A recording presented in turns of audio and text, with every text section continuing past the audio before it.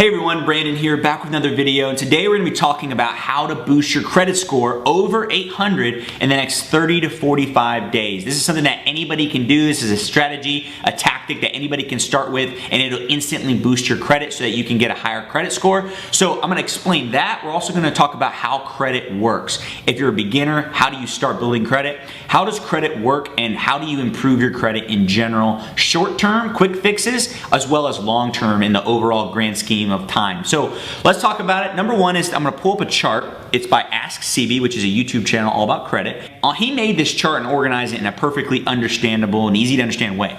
So number one, we have different categories. Credit card utilization, which is the most highly important category that determines your credit score. Next is we have payment history, which is also very high. We have derogatory remarks, high. Age of credit history, medium. Total accounts, low impact. Credit inquiries, low impact. So in order from greatest to least, we have what affects our credit scores most. So credit card utilization. Now it's broken down into excellent, good, fair, poor, and very poor. What is credit card utilization? This is so simple. I have a $20,000 limit on my American Express credit card. If I use $2,000, if I go right now and I go buy a new couch, or I go buy some tires for my car, or whatever the case may be, and I spend $2,000, now I'm only using $2,000 out of $20,000, which is 10% of my total available credit, which means I'm in the category of right there, good, in between good and excellent, pretty much right there at 10% good. So my credit card utilization would be in the good range. Now, what would make it the same situation? Say you have only a $2,000 credit limit, and you max out your credit card and you buy those new tires, or you buy that $2,000 couch. Well, what's going to happen is you're going to be at a credit utilization of 100% because you maxed out your credit card and your total available credit that you have to borrow. So if you hold that over a few months, it's going to go down on your credit report, and you're going to get a very poor under that category under credit card utilization. This is probably the most important thing to building your credit right here, and you're learning it right now on this channel. Now, what you want to do, and there's strategies and tactics for this, you want to make sure that you're always staying under the good range, so 29% or less, and the even lower the better. And so what you can do is you can pay more money that you earn from your job or from your businesses to pay down your credit cards. Also, you can increase their limits. So what you should do, a tip for this is every 6 months to 12 months, call your credit card company and ask them to either reduce your interest rate or increase your limit. American Express often notices when I'll borrow a bunch of money and then pay it all back, they'll actually automatically boost my credit, boost my limit. Every about 6 months to a year, they'll automatically do it. But if they don't, I'll call them. And at first they didn't do that automatically. I had to work for it, and I had to actually call them and try to request it. All it is a simple phone call, simple request. Call your Visa card, call your American Express, and get them to boost the credit limit.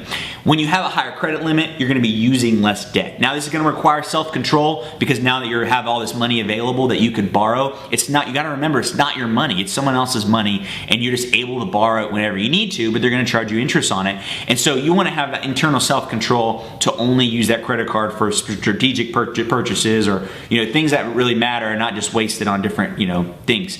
So next is going to be payment history, which is also ranked very high.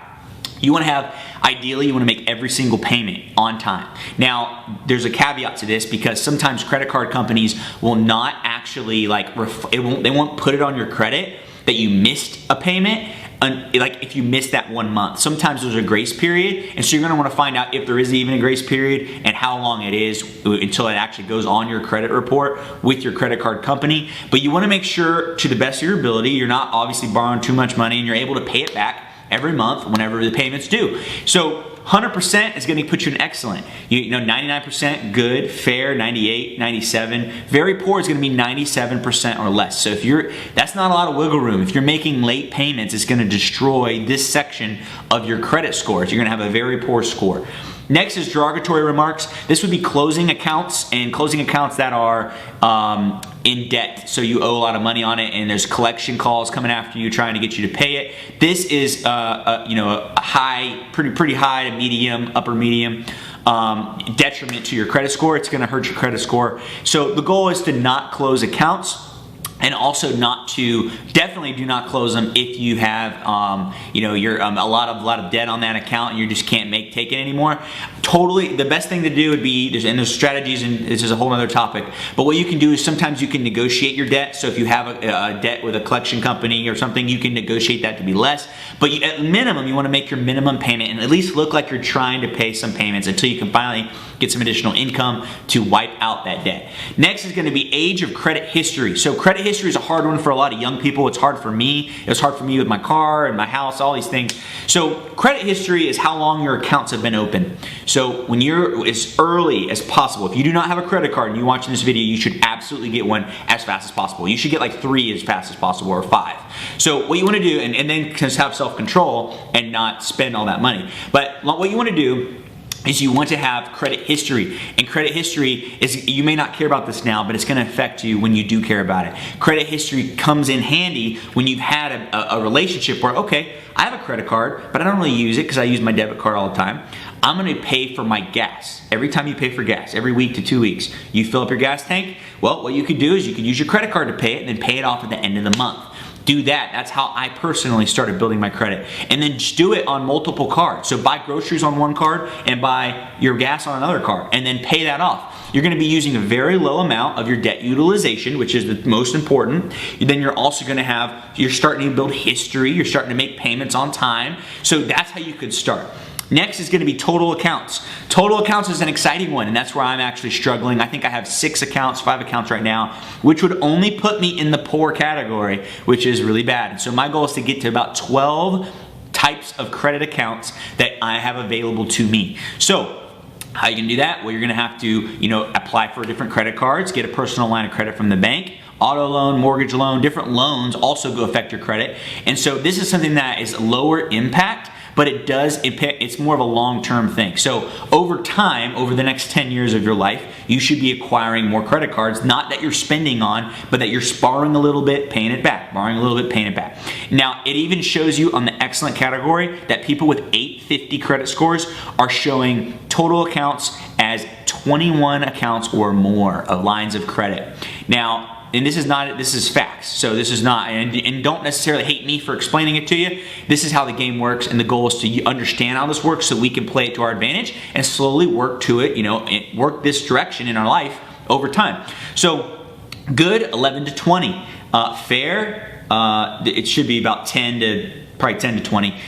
Poor, 6 to 10. Very poor is 0 to 5. I bet most of the people watching this video and most people in life in general are 0 to 5 with their credit limit. They only have 1 or 2 credit cards, and maybe they have a car payment or they lease someplace. So what you want to do is you want to have multiple credit cards or credit accounts open.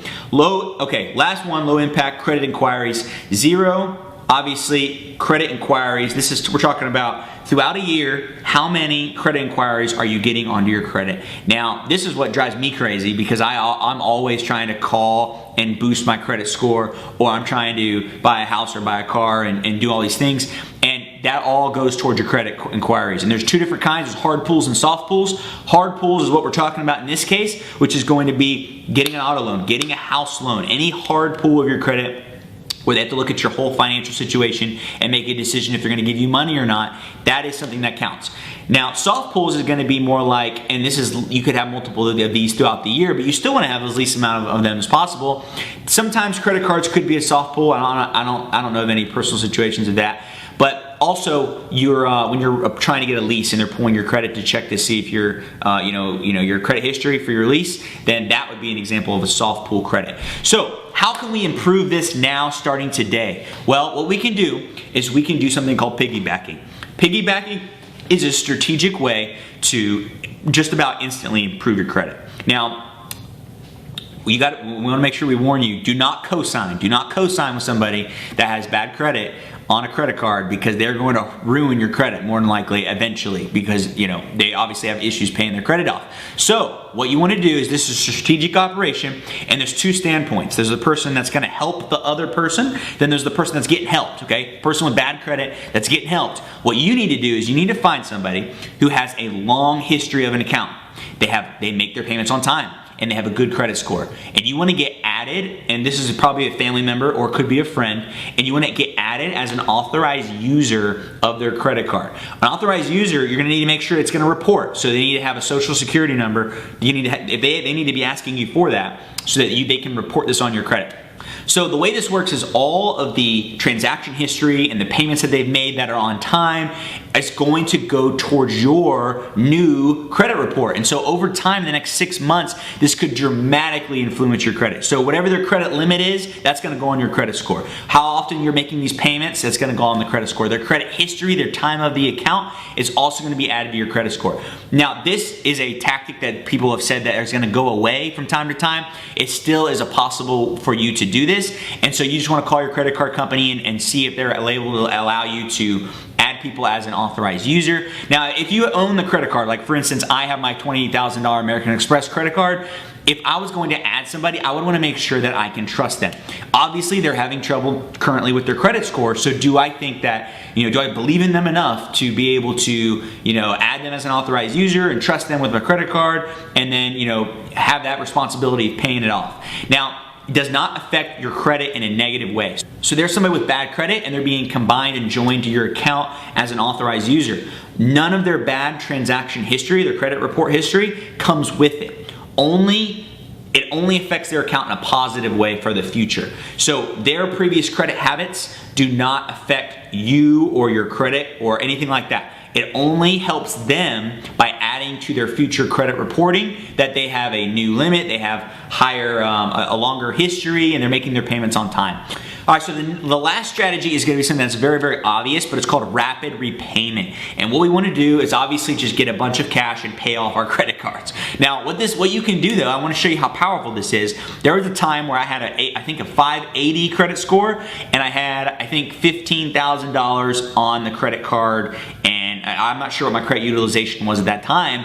However, I paid the entire thing off in 1 month, and then within 45 days, about a month and a half later, my credit score shot all the way up to 680. So 100 points, about 100 points in 45 days, which is a dramatic increase. So if you do come into a windfall of money, or you start a new business that takes off, or you have a successful Amazon product that takes off, or you do whatever you do to improve your income situation, and then you put all that on your credit, you can dramatically increase your credit overnight by wiping out your credit, and therefore helping your credit utilization become like you're not using so much of that credit that you have available to you. So that is it. I hope you guys enjoy this video. Credit's very, very important. It's very important for you to buy a house, to buy a car, to achieve all of your financial goals. And so you gotta know this stuff. You gotta at least understand it at a basic level like I did in this video. So I hope you guys enjoyed the video. If you learned something, make sure you hit the thumbs up button, or if you like the video. We're also doing a contest. Each week, up to two people, 1 or 2 people is gonna win anywhere from 20 to 100 bucks, and I'm gonna PayPal it to them. Whoever has the best comment in the comment section down below. So comment down below whatever your favorite comment is. It could be about this video, it could just be hilarious, whatever the case may be. And we're gonna be selecting a winner to that in the very next video, so make sure you subscribe, and I'll see you guys in the next video. Take care.